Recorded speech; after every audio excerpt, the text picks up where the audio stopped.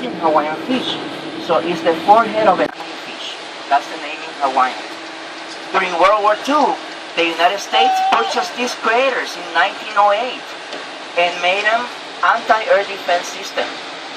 All of these craters were anti-air defense systems.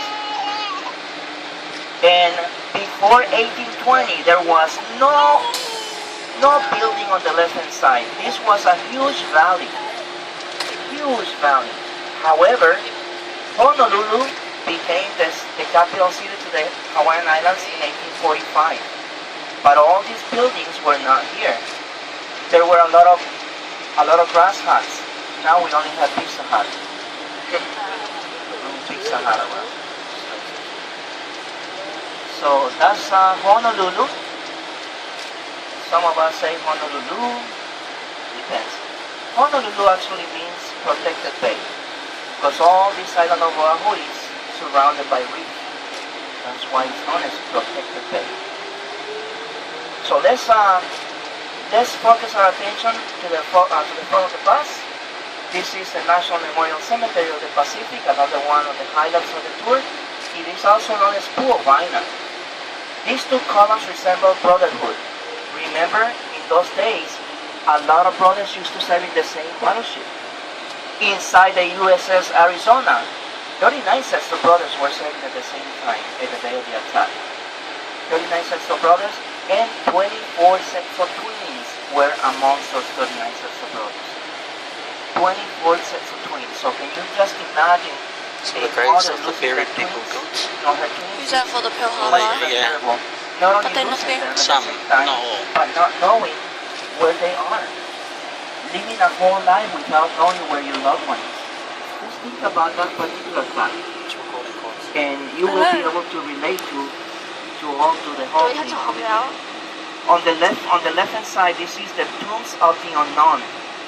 All of those servicemen that initially were not able to be identified for obvious reasons, these people their bodies were burned.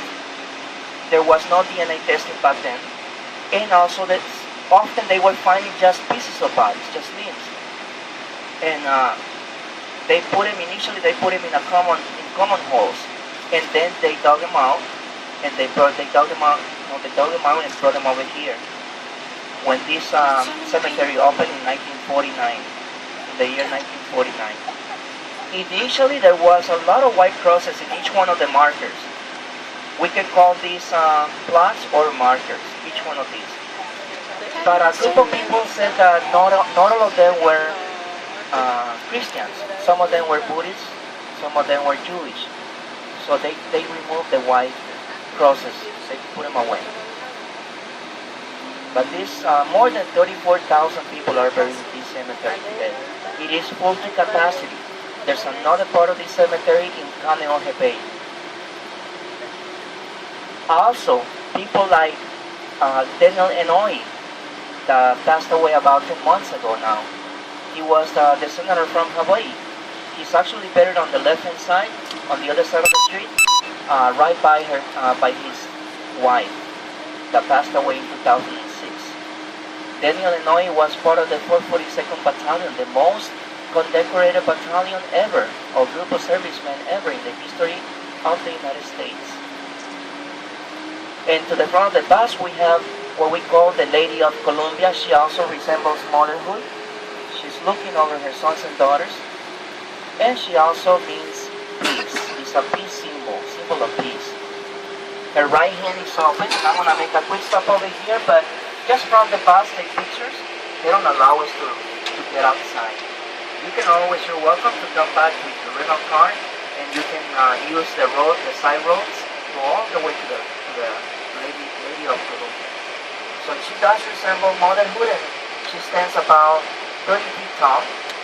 And look, she's standing on a boat that resembles a navy. Also, her right hand is open, that means she is unarmed. And on the left hand, she has a laurel branch, that also means peace. And the structures on either side of the stairway, those are known as the courts of the Missings. Approximately 30,000 servicemen have been missed in action in all these conflicts around the Pacific Ocean. conflicts like the attack to Pearl Harbor, the Korean War, Vietnam War, World War II. Each one of them represent one particular conflict, one particular military conflict where the United States have been involved. There are 5 on each side, and the names of these servicemen are inscribed on the walls of these courts of the Masons. On this right-hand side is where all these servicemen that belong to the 442nd Battalion are buried. Most of them were Japanese American. After the attack to Pearl Harbor, it took the high officials of the military about a week to let them sign up for the Navy.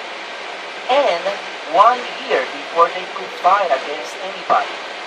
They did not fight against Japan. They fought against France and Italy. But this is the most condecorated group of servicemen in the United States today. We also have Ernest Pyle. For some of you might not sound familiar, but he also fought during World War I, and from Indiana he is, and during World War II he became a war correspondent on the right hand side. And notice that he's in between 2 unknown